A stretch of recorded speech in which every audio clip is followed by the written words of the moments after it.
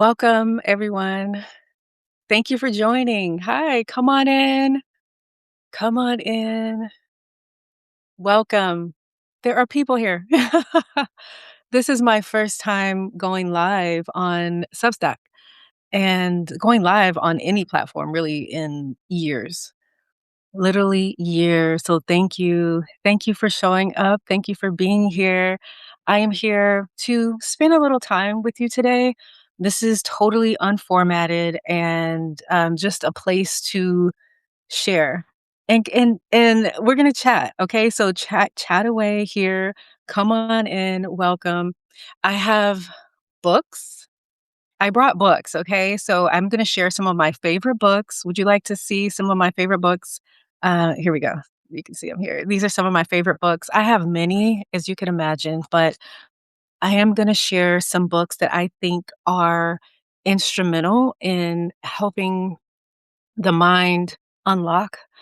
Certain writers can help us unlock the mind and can also help reflect to us what is possible for us. So I'm going to do that. I have books here to do that, to suggest. Welcome, everyone. I would like to know where you are tuning in from. Where are you? I didn't even know you could go live here, right?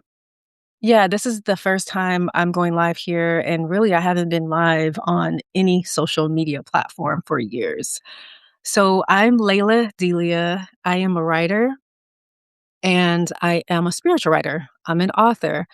I am a spiritual teacher, a certified spiritual practitioner. I am a meditation teacher. And so I'm showing up in service today. This is no format, free form. So we'll see where this all goes, depending on you. Okay, I see Delaware, I see New Jersey, I see DMV, New Jersey. Okay. Did I see Chef Amira? Chef Amira, hi. I didn't know you were on here. I didn't know either. New York City, St. Lucia. We are all over. Hello from Arizona. I'm from California, tuning in from the Golden State, another DMV, Toronto, Arizona, New York, PR. Yes, I love it. North Carolina, New York. I am so happy to be able to join you today. I'm tuning in from Maplewood, Minnesota. Shout out to Minnesota. We already know. Wow, Minnesota. Yes. Bow to Minnesota. LA, New York, Toronto. Beautiful. Keep chiming in so we can all see who came. So we'll say today, the meditation teacher in me will say we're at the beach. This is a campfire and we're all bringing something, okay? So we're going to bring something to the campfire. We're going to set the atmosphere. Can you all see the comments or are they just me? I'm curious if I'm doing this all right. Okay. Let me know. Can everyone see the comments? I see comments on my side. I don't know if you can see them on your side. But we are India. Hi, India. You can see them. Okay. Somebody says just you. Someone says can't see them. Someone says we can see them. So those who can see them, are you on I wonder what device you're on. Can you say what device you're on? Okay, India can see them. Hi, India. Okay, I see names here that I know. Thank you all for showing up. This is my first time putting myself out here like this on Substack, which I pray by the end of our time together, this encourages you to do the same in some way. If you are looking to put yourself out there, if you are looking to occupy what it is you're here to do, what you're here to say, what you're here to write, how you're here to embody. My Substack publication here is called Embodiment Chronicles, and it is literally about embodying your life, embodying your voice, embodying the wisdom that you've gained and earned on your journey, and really embodying it in a way that is empowering. A lot of times we embody what we've been through, who we are, what we know in a very timid and fearful way, a survival mode way. And it's time to take our power back in that way. You know what I mean? Okay, my light is like bright. Yeah, it's time to take our power back in that way. I teach at Vibrant Higher Daily School. It's another online platform. And right after that, I was so charged. I was like, I have more energy. I'm going to continue to teach. So this is not so much teaching here, but at Vibrant Higher Daily School today, we taught, my subject for this month is get out of your own way. And so with that, I wanted to just bring that over to you so you all can experience some of that here because I have more insights and I'll share them with you here. So thank you for being here in community. Thank you, thank you, thank you. So what I do want to say is what helps me get out of the way are some of my favorite books. What has helped me historically get out of the way has been books. So thank you for being on Substack with your words, with your language, with your wisdom, with your uniqueness. Think about, and I wrote this here on Substack before. And if you're not following me, please give me a follow. Give me a follow here on Substack. Subscribe to my publications, Embodiment Chronicles. So what I want to say is I wrote before a note here that think if some of your favorite writers were scared and they didn't put their writing out. They were worried about likes and, if anyone was going to engage. And so I start with she is such a fearless soul. Joseph Campbell, she has given us the soul of what it is to be a Black woman coming through the liberation movement in her power, but also she was so powerful in her youth with her gifts, her words. Let me just say, she has a haiku in here, and I'll read it. Okay, I love haikus. It speaks a lot to how I write. I write very organic, very distilled, and it is a way that my soul wanted to be able to write. Now, I'm writing my second book. My first book is Vibrate Higher Daily. It's this book, Vibrate Higher Daily, Live Your Power is my first book. It's a traditional book, right? But this second book in me that I'm writing now, titled She Remembered Who She Was and the Game Changed, which stay with me, okay? I'm hopping around, but I know y'all can do it. I know y'all can do it. I know y'all can. If you're here, if you're a writer and a creator, like we need these. We need to be able to be in community where we can hop around, right? But my book title for the second book is page 1. She remembered who she was and the game changed. And I knew that that was going to be the second book when I was sitting in the parking lot or the driveway of one of my good sister friends' homes. And she was like, that's the title of your second book. I was like, I don't know what the book is. And it's Lauren London, my good sister friend.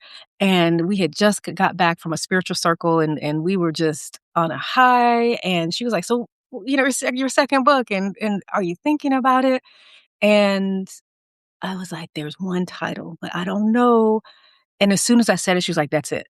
That's it. And we just did like a little affirmation confirmation situation, high in spirit, and that was it. And I knew, I knew, I knew. And so that's what I've been writing. And y'all, this book is drawing out a new side of me as a writer. I am meeting myself all over again as a writer as I'm writing the second book. So I pray that too. As I'm looking now, I see a lot of notes around me.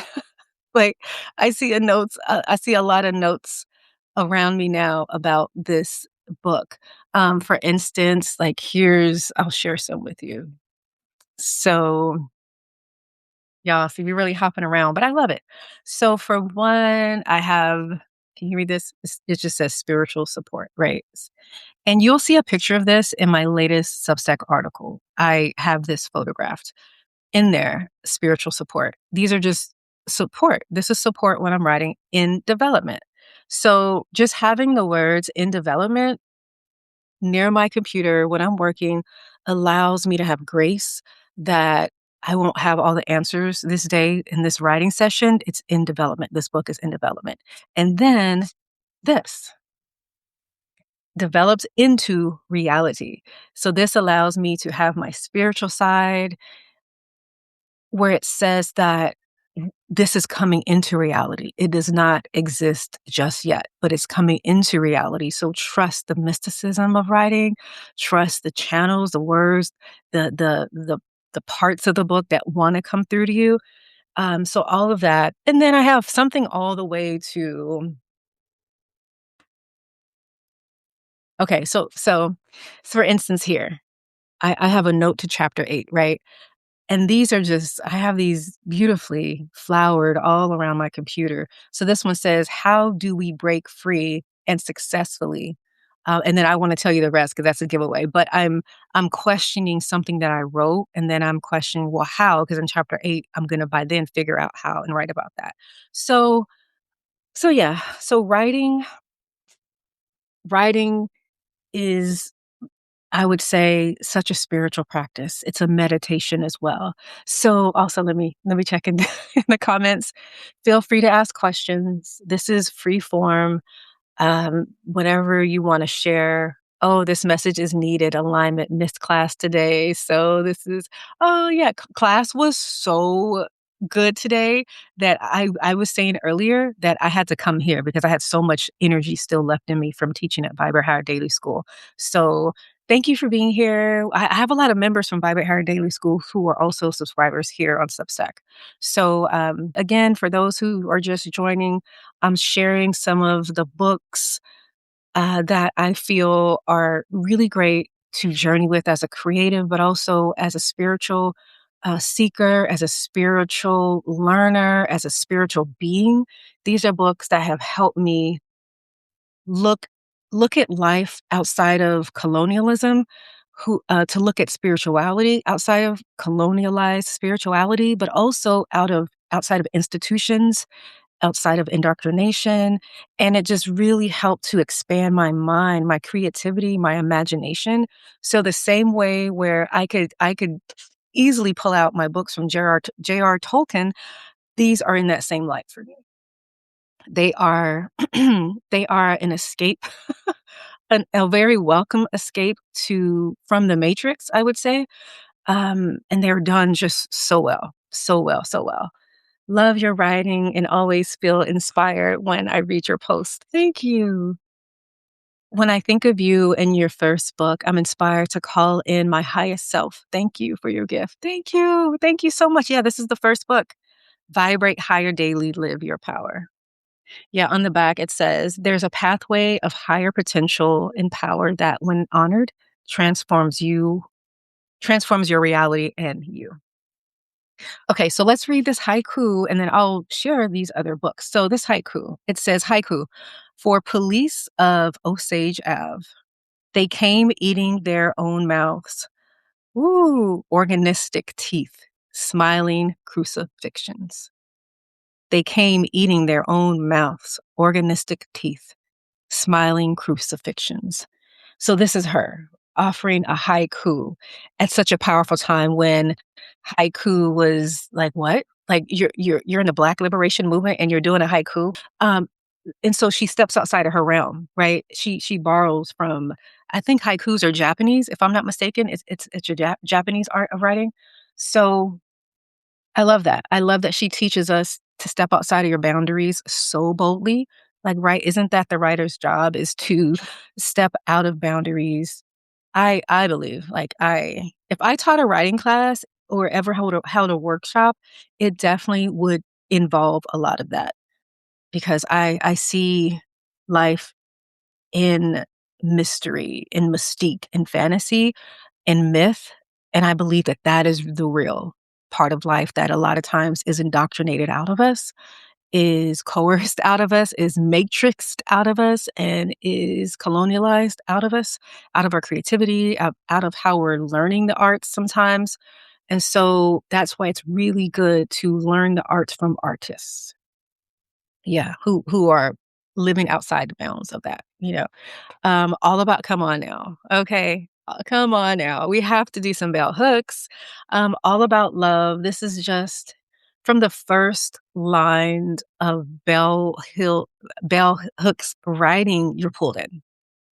That's the job of the writer, to pull you in, to take you outside of your living room, outside of your bed, right? From the park bench, from the park blanket, and you're just pulled into the world of the writer, of the author. And I love that she's able to do this. I love that she's able to do this in this book. Bell Hooks. There's just so much to read here. So I would suggest that book. This is another book where, and let me slow down. Bell Hooks. What I love about Bell is that we get to witness her through her journey, having, not just in this book though, but her journey of her own spiritual homecoming, decolonizing her own spirituality. Bell eventually got into Buddhism, and in particular, the path of Zen Buddhism, that tradition. And she worked a lot with other famously in my heart authors is Thich Nhat Hanh of Plum Village of Vietnam. If you're looking to get into mindfulness, this is the very first book I read of his, and it is the introduction to the practice of mindfulness. And Thich Nhat Hanh is known to be the father of the mindfulness movement. We did not have that language before he gave it to us, mindfulness. And now we see mindfulness everywhere. It's in hospitals and institutions, thank goodness. And we have Thich Nhat Hanh to thank. And this is Thich Nhat Hanh in his younger years. It's called Fragrant Palm Leaves. And if you follow him and his work, I have quoted his lines, I have arrived, I am home. I have arrived, I am home. I have arrived, I am home. I am no longer running from myself. That has been something that I have carried with me for years, and it has just grounded me like nobody else. And I think words from someone else who grounded me like no one else was Jim Rome. Y'all remember Jim Rome? My goodness. Jim Rome once said that people are going to be in the dark until you bring them the light. He's a motivational speaker from the 80s. People are going to continue to be in the dark until you bring them the light. So, what is that light that you particularly are here to offer the world in an area where someone is going to still be in the dark unless you, with your unique light, are able to shine it? And all of these books, for me, help us do that with, for one, if we can see them as ancestors, creative ancestors. So, this is Thich Nhat Hanh in his full bloom state in his elder years. And then this is him in his younger years. And the reason why I have every book he has pretty much ever created, authored, but this is him in his young years before he was the Zen master. And this is him right before everything breaks out in Vietnam, where he is exiled and he cannot go back. But he begins to talk about it here. He's working at Princeton, and he's also working at, I think it's Columbia. And these are excerpts from his diary journals, entries, and it's just so intriguing to see what his challenges were. And he is a writer, author, poet, artist, Zen master. So to go from this to, you're seeing him struggle in his younger years, to how he got to this complete Zen master, and where he can give us the introduction to mindfulness, where he can give us that language. I just love it. And he's also who authored the term, um and I think also that Carl Jung talked about the true self and false self. But he, for me, authored it in a way of, for me, bringing it back to like a spiritual sense, not so much like a psychological basis, but like your true sense as far as the spiritual side of you and the energetic side of you. So, Fragrant Leaves, I cannot get enough of this book. This is a book, no matter how many times I read it, it's just beautiful. So, I think that this is a good way to write for anyone who has a lot of journaling, diary entries. Put it into a book. Like, put it into a book. I think this book was published. I know that most of these journal entries were from like 1962 to 64, maybe 65. Okay, so a span of maybe 3 years. And it's a whole book. So yeah, journals from 1962 to 66. So you're going to see his evolution. I'm not going to give any more away, but it's just amazing to see his evolution in this. And there's not many times on this planet when we get to read the real time experiences, mindset, processes of the masters, of the greats in real time. And they're in this book.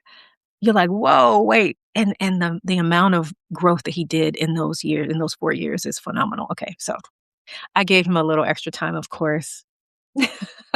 And Joseph Campbell, I mean, myth, if you love myth, like you already know who this is, but Joseph Campbell is who brought us the hero's journey, the hero's motif. If there wasn't a Joseph Campbell, there wouldn't be a George Lucas with a Star Wars and everything else, every Marvel and all the Spider-Man and Thor and all the things we can think about today. Joseph Campbell was the one who studied a hero with a thousand faces. He studied every myth that you can think of and found a correlation between all of it and even religion. And it's really deep. But this is just a beautiful companion. His reflections on the art of living is just really sweet. He has he has books where they feel like encyclopedias, but I do recommend that you would read or you would tune in to his interview with another favorite mind of mine, Bill Moyers. Bill Moyers is a journalist, a host. He was a host on PBS and he had many shows of his own. But Bill Moyers is such a deep thinker and host and journalist. And he interviewed Joseph Campbell on PBS in the 80s. And you can find these interviews on YouTube, very powerful. And he talks all about the hero's journey. But the hero's journey basically takes you through you being the hero of your life and understanding that through myth and through reality, this is just the path we're on. Like, in what way are you thrown into the dark night of the soul where your life no longer feels the same? If there's a disruption, a heartbreak, a rock bottom, a dismantling, a disorientation. If we think about The Wiz and The Wizard of Oz or The Wiz, Dorothy is thrown, the storm happens and she's thrown outside of her element and she's having to survive, right? That's the dark night of the soul that Joan of the Cross talks about. And it's deep. The myths go through this. And so every superhero journey, including yours, will have a part where it doesn't always have to be traumatic, but a lot of times it is. 90% of the times it will be something that you're like, this was a trauma. This was a pain point. Other times there's this moment of like just big, big dissatisfaction where you can no longer stay the same with what you just experienced or what you now know. We think about Siddhartha, who is Buddha. Before Siddhartha was Buddha, same thing. It was not he had a privileged life, but when he was able to be aware of what life was like outside of the gates of his paradise, his father's kingdom, the richness of that, he could no longer be complicit with how he was living. And so he went on his own hero's journey to self-actualize and realize. So all that to say is that I want to geek out. Like, I just want to spin now and geek out on this, on the hero's journey, because it's so big in understanding ourselves and our lives. But this is only one of his books.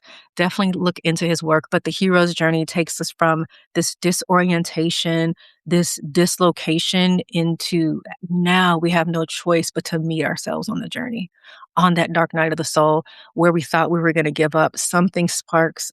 And then we're like, wait a minute, I didn't give up. I'm still here. And if I'm still here, I'm just going to trust the unknown. It's scary, but I'm going to trust. And I don't know what to do, but I'm going to trust. And then your teachers start to appear. All these things happen. There's always a dragon you have to slay. For most of us, that dragon is fear. In modern times, it's not a real lion or a real antagonist, but the antagonist sometimes is fear. It's old programming. It's subconscious thoughts and limiting beliefs, the whole thing. So all that to say is that you work through all of that. You, at some point, you face those fears. You slay the dragon. You meet yourself in this bigger way. You crawl your way through these levels of myth in your own self. You crawl your way through this old identity that you no longer can breathe in. Your body is aching to break out of. Your consciousness has evolved but the body and nervous system has to catch up. And The nervous system is telling you, no, you're still fearful and don't do it. And they're going to judge you and they're not going to like it and no one is going to show up. Where the hero is already there. And the hero is like, I got you. Like, come on, you're going to survive. You have to trust that you are stronger than this. And I am calling you into us, meaning ourselves, like this embodiment, this wholeness. But a lot of times, like what I taught at Vibrant Higher Daily School today was get out of your way, getting out of your own way. We get out of our own way when we realize, yes, I do have these like superhero abilities, the audacity to think that, right?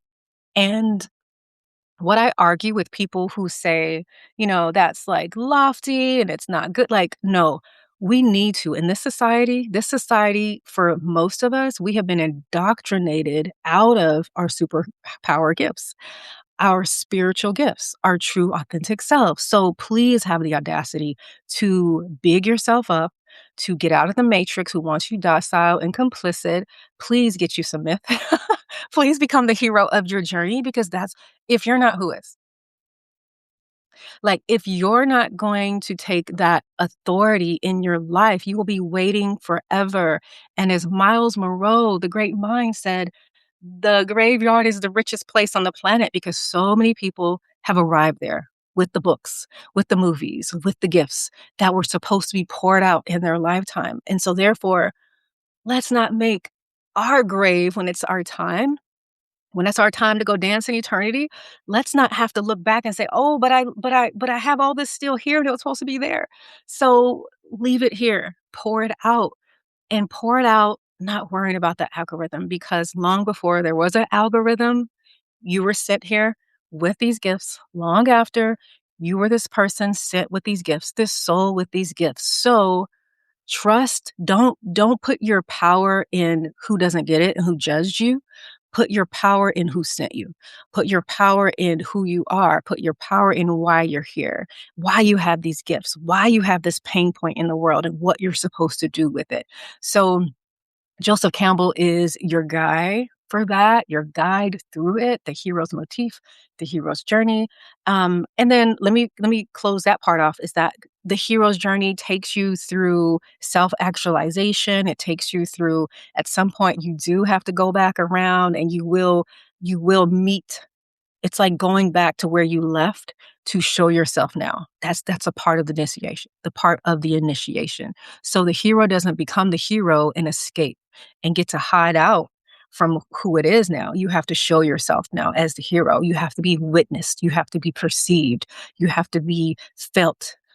And it's not your job to care how people do that. Like if they like it or not, if they're going to judge it or not, but it's just to now be in your authentic self that you have grown into and transmuted into. And then with that, then you transcend. Now you're on a next level. You're in a new timeline. You can no longer be who you were when you were at that rock bottom of like, I don't know who I am, and everyone is more powerful but me. So, and I know in a lot of ways you have already experienced this in your life, right? You are the hero of your journey. Okay, what other book? Ooh, okay. Y'all, I geek out on books. Okay, Howard Thurman. I just want to Howard Thurman, okay? Howard Thurman. Does any y'all are y'all familiar with Howard Thurman? Howard Thurman is pretty much the Yoda of the civil rights movement, the Yoda of Martin Luther King. So for instance, and there's a correlation I'm seeing here between these two because Joseph Campbell used to lecture at UCLA. George Lucas, before there were Star Wars, used to sneak into Joseph Campbell's lectures because he was so geeked out on how this man's mind works. And you probably are if you know him, and you will once you read his books, and just to see how he is able to see and distill all this. And this is where we get Star Wars because at some point he mustered up enough strength to approach him and sneaking into his class, and he invited him to Skywalker Ranch, which was named something else, I'm sure, at that moment. And he gets out there, and the rest is history. Like he digs into his mind and he becomes a mentor and Star Wars is born. My goodness, right? So, in the same light, with Howard Thurman, Martin Luther King used to attend his lectures. He wasn't sneaking in, but he was attending whenever he would lecture at a church. He would just know where this man is. If he was in the vicinity, he would be, and he would even travel to hear Howard Thurman speak. And so Howard Thurman is into Unitarianism, which is a very decolonialized way of Christianity, of seeing the world, is kind of like when we think about the native indigenous proverb, do not trouble a man about his religion. That's what Unitarianism, just like the Baha'i faith, it's like we love you no matter who you are. Let's serve the divine. I see the divine in you, right? We're not here to gang bang on each other. Like we're not here to be enemies. Like what is that? And so anyway, so he was visiting his lectures, going into them, and they meet, and of course he's like inspired by his mind. And Martin Luther King is part of the younger movement at the time, and so he takes him under his wing, and he's the one who taught Martin Luther King that there was a different. Oh, I'm seeing another correlation. Hold up, there's another correlation. Okay, happening. So he talks him into the silent, because his movement, they do silent meditations in his tradition and silent prayers, and that's part of the movement. They're just like unity, and I think it's called unity. And so a lot of like how the Quakers would do, like being silent. So it's a meditation. So Martin Luther King learned this from him, which birthed the nonviolent mind protocol, right? So so they all end up meeting Gandhi, and Gandhi is so inspired by this man's mind. And he's like, wow, he invites him and the whole thing, right? But the way that Martin Luther King, I did not plan all of this, but it's plain in itself, and I'm just going with it. I'm just here for that, all of that. So bringing it back to Thich Nhat Hanh, Martin Luther King gets known in later years that Thich Nhat Hanh now is exiled from Vietnam for his Zen approach to the war. He's opposed to this war going on in Vietnam. He's absolutely opposed, and so he becomes a public enemy number one to the government in Vietnam. He has to go on the run. America welcomes him in. He comes to America, and now he's living in New York City, teaching. He's a professor now, and he's a teacher. No, he doesn't start as a professor though. But as a matter of fact, the address where he lives now is actually called Thich Nhat Hanh Way in New York City, his apartment that you'll read about in here, where he's still living before all that goes down. But it's where it's all starting.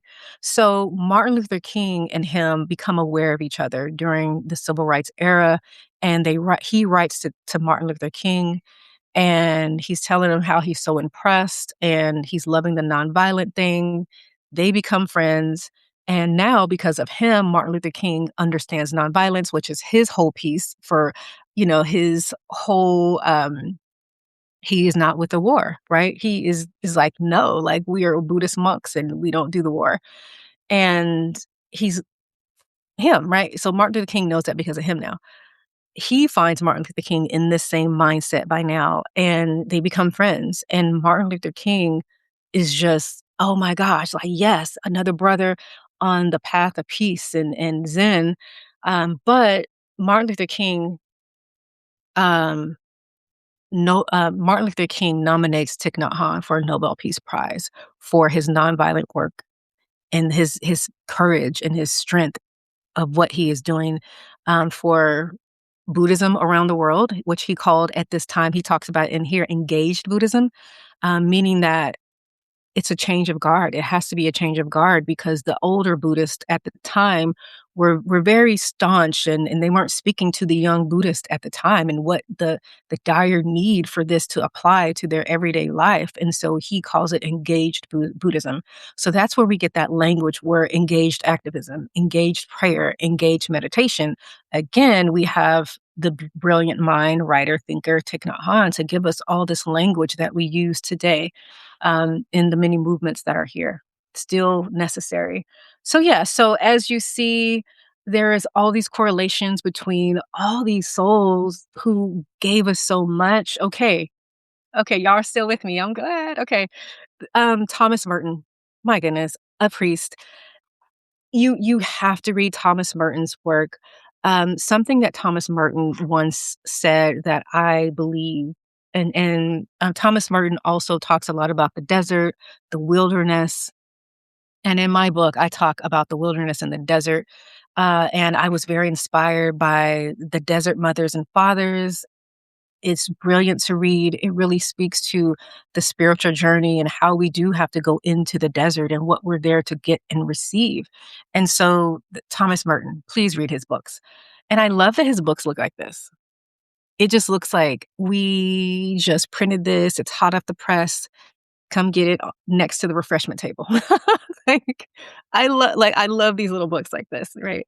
And so Thomas Merton once said this before, and I just really, when my mother transitioned, his words, his voice came back to me. And she transitioned in 2018. And in about 2016, he said these words, and they really pierced. And I know why now, because they were supposed to travel with me.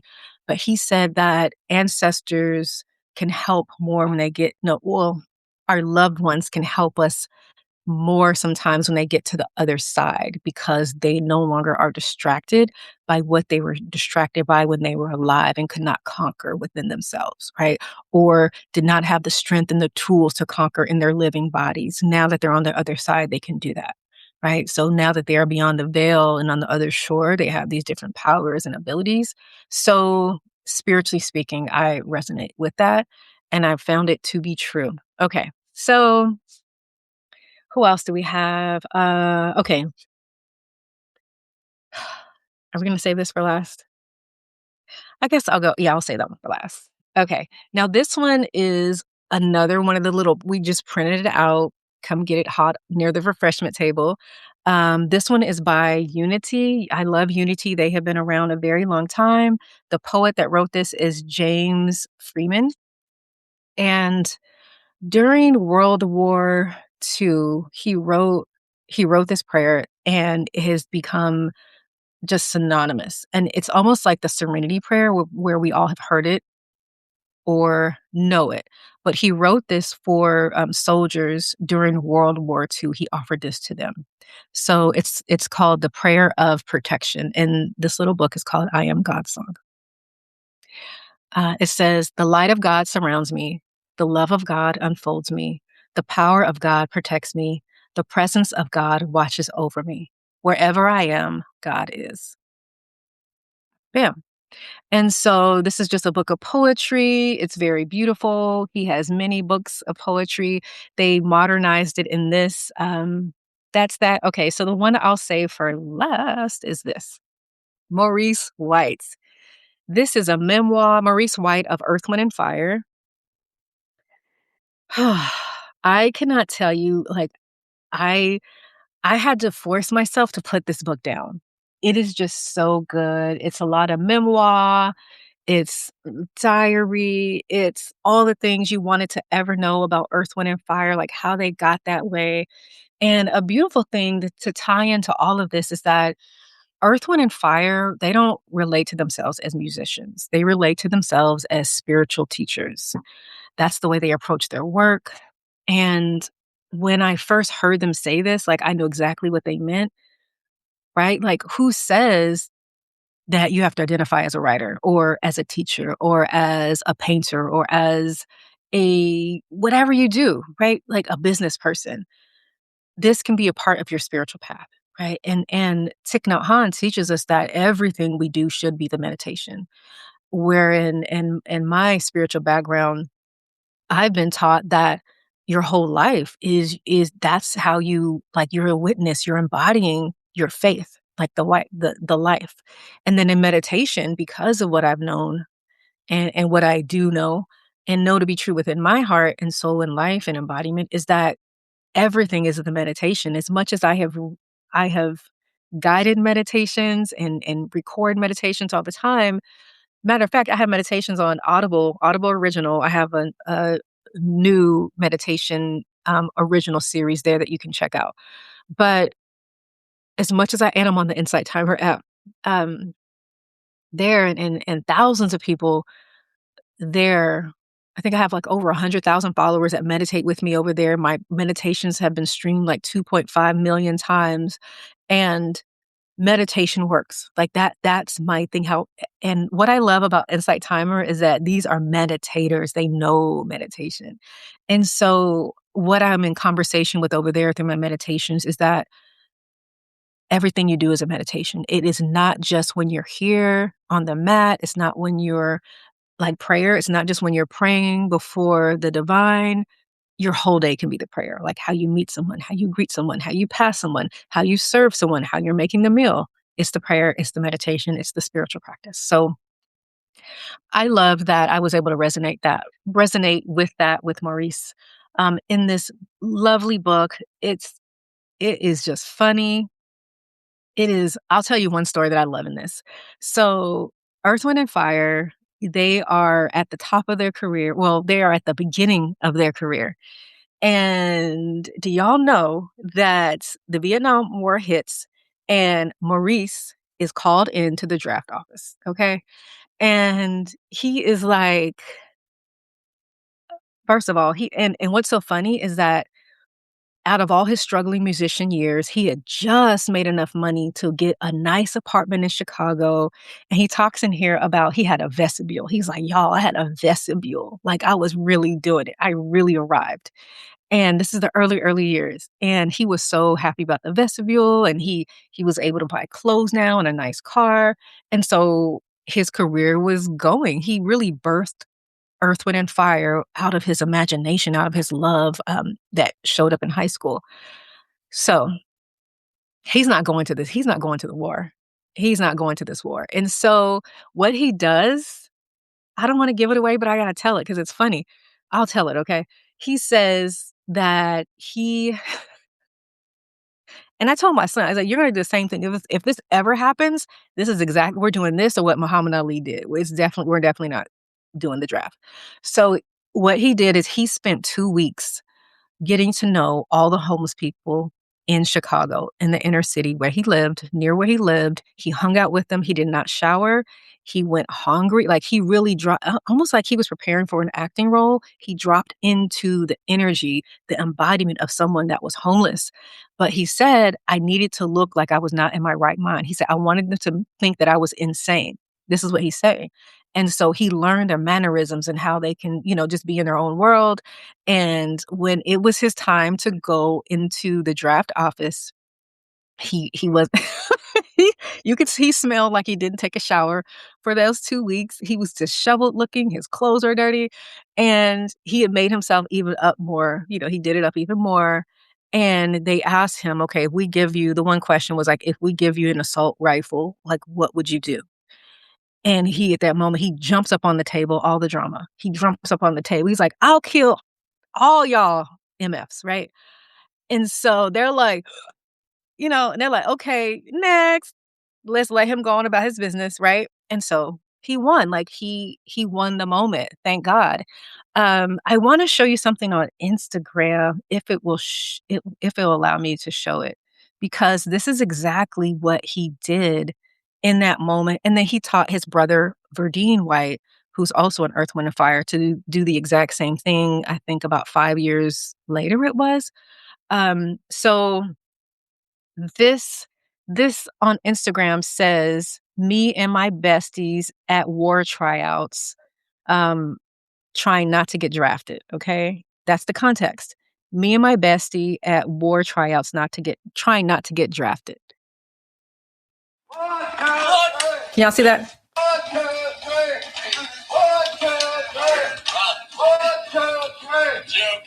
I don't know if y'all can hear that, maybe not, but that's it. Okay. So this was how Maurice White was trying to show it. And that's how he is teaching us to show up if we try to get drafted. Okay. Now I don't think I can. I heard they did lift the age range, but I'll be doing something like that. Anyway, okay. So these are my books. These are my books I'm sharing with you for today. If there's anything you want to share on the draft, yeah. Oh, you can hear it. Yeah. Crazy, right? Craziness. The fact that we have to deal with all this. in this world. All of ideologies and egos and, you know, all these books help us just navigate the matrix in a way where we remember who we are. That's why my second book that I'm writing now, she remembered who she was and the game changed. Yes, it's necessary. Like, that's where we meet ourselves, right? When we remember who we are. We meet ourselves over and over again, like, because something can happen by 8 a.m., you remember who you are, and by noon, you're like, "Oh, oh," and then by 1, you remember who you are, right? So, this path of giving ourselves grace, that the remembering is not a one-time thing, that we can remember who we are again and again. We can forget who we are over and over, and it's okay. We're still beautiful. We're still, loved. We still have purpose and trajectory. And to not let like hustle culture or perfectionism, perfection culture make us think that we have to look done. Like, none of us are done, right? If you're still breathing, you're not done. Like you still have more. I'm like, okay. You still have more breath. You still have more life, more purpose, right? More experience, more timeline ahead of you. Yeah. So, okay. So that was my share today. Thank you all for being here. Thank you for being in the comments. Thank you so much. I see you all were resonating with this. Meet yourself on the journey. Yes, you have to meet yourself on the journey. Earth, Wind, and Fire are so amazing. Yeah, they're my favorite group of all time. I went to their concert and just,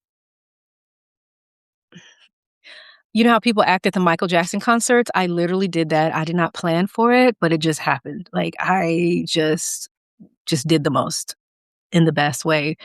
It was, like, so memorable, and I loved it, and they threw the drumsticks at me, like, at one point, they threw drumsticks, they'll give you something from the band, so I was enjoying it that much. Yeah, let's keep the baby safe. Yeah, may we all be safe in this time. I wanna thank you all for tuning in. This was my first time live on Substack, and if this is your first time seeing me, again, I'm Lalah Delia. I am a spiritual writer, author of the book Vibrate Higher Daily. I will show you that I have it here. This is my book, Vibrate Higher Daily, Live Your Power. And my publication here is called Embodiment Chronicles. I invite you to subscribe to stay tuned. And I look forward to doing this more. Yeah, let's see. Can you please post the list of your books? Yes. Okay, sure. I'll do that. I'll post a list. Thank you, Layla. Added all the books to my list. Yes, to your wish list. Yeah, they're beautiful. I have tons more, and maybe we'll do a part 2 at some point. And I guess before I leave, if there is anything that you would like to see from me, can I do that here? Can I say if there's anything that you would like to see from me here, what would that be? I would like to just really be in a circle right now. What do you need? What do you need from me? How can I provide? How can I provide service to you? So I'll tell you all the things I do, and then you can tell me from there. Okay, so I'm a spiritual writer, a meditation instructor, spiritual certified spiritual practitioner. I teach. Well, I'm a holistic practitioner, certified in that as well. I do many things, but the way I see everything for me is just helping you vibrate higher, helping you remember who you are, live your empowerment through survival, through the things that you've been through, because a lot of that is informing why we don't show up how we desire to now. How do we go from the programming, from the experiences, from everything that happened into truly knowing that we deserve to be in our highest joy and embodiment here, not caring who doesn't understand, who did not get the memo that we evolved by now, right? And then loving yourself through when it feels awkward. Yeah. Meditation. So you want a meditation? Please connect with Pretty Little Bookshelf. That would be a bomb connection. Is that some person here? Is that a publication? Would love advice on being in my power and using my gifts despite the fear. Meditation instruction. Okay. Thank you. Thank you for chiming in. And I guess I will close out with a candle. I have a candle. Can you see the candle? Cute little candle holder, right? It's not okay. It's not showing how it's supposed to show here, but you know what? It's a stained glass situation. stained glass situation. Okay. So candle energy, and thank you for being here. I just checked out the book, The Wisdom of the Desert. Yes, yay, from the library. What a coincidence. Wow. Wow. Okay. Like my face was like, ah, energy. I felt that. I love your background. Thank you. Thank you, thank you, thank you. Good to see you. Thank you. I love just seeing all these names I recognize, all these new names. Thank you for being here. Meditation and writing guidance would be incredible. Yeah, writing guidance is something that I often think, like, is there space and interest for me doing that? Like in anywhere, right? I love you too, Yvonne. Thank you. Thank you for being here. Got Dr. Yvonne Attar in the house. It's a book club, okay. Yeah, I have to tune into that. Okay. Pretty Little Bookshelf, I love the name. Poetry club, okay. It's a poetry club or a book club, or is this something else? Okay. Okay, everyone. I am going to, I guess, bow. Thank you. You are a precious soul. Thank you for being here. This was very fun. Thank you for making my first live ever on Substack feel so welcoming and full of community. Continue to engage with me here. You can ask me questions. I call when I'm teaching in school or in my meditations on Insight Timer or at Vibrant Higher Daily School there. It's always come as you are. This is a circle. And so we're all just here together. So this was like we were on the beach, kind of how I opened this up that I maybe didn't finish is that this was a bonfire. We're on the beach and we are just sitting together, all bringing something to the circle. And whether that is a smile, a hug, a warm thought, care, a favorite song, a dish, like whatever you've come to bring is enough. You being here is enough. Yeah. Thank you for visiting us with Substack on Substack. Yeah, you're welcome. Yeah, you're welcome. And I think that's it, right? That's it. That's it. That's it. Okay. I could keep going. I have so much energy, but what I'm gonna do is go prepare dinner, Sunday dinner now with this energy. Yeah, thank you all. So I'll see you again. Tune in next time. And I think that's it. This has been like 3 years since I've been live anywhere. And I think Instagram was the last place I was live. But thank you, everyone. If you want to find where I'm at besides Substack, check out the link in my bio, which has my Comeo, links to everything. If you want to join the school, if you want to stay here on Substack, subscribe here, follow along, follow my meditations on Insight Time where I have meditations there. I also have guided meditations on Audible. If you're a book person on Audible, you already have your books, you can meditate with me there. They're there. They're part of your library. Just add them to your library. There are three. It's a series of 3 Audible original meditations with me, and yeah, that's it. And I'll continue to share here as well. I'm not the best at endings, as you can see. I do this when I'm on the phone. This is kinda how me and my sister friends were always just like, we were gonna say bye 5, 10 minutes ago. So, I know that we all can relate. This is just part of human nature in community. But that says a lot about you. Your energy is so inviting that I wanna stay. But thank you. Thank you for being with me, and I'll see you again soon. Now I have to figure out how to okay, end it here. Bye, everyone. Thank you. Thank you for being here. Be blessed and journey well.